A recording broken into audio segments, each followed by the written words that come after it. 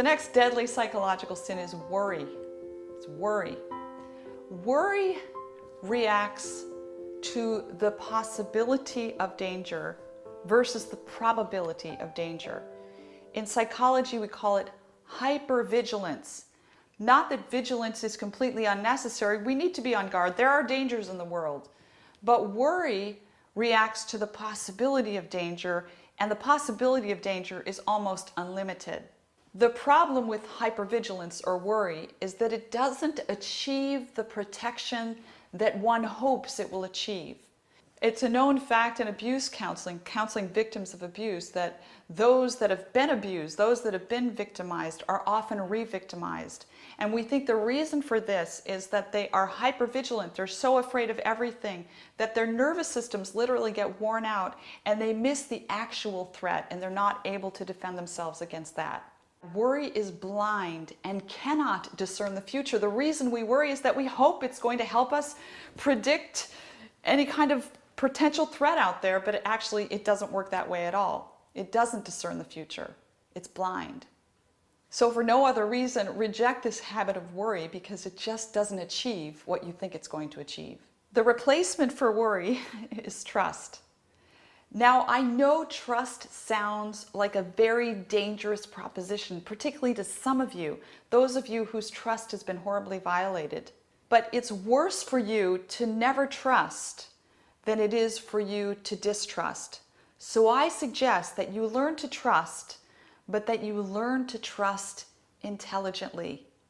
All institutions, all social entities, whether it be a family or a church, or even a society, function on the basis of trust. When trust falls away from a given society, that society makes a cultural descent. A society cannot prosper when there's no trust between the members of society. The same thing is true of smaller societies like families and friendships.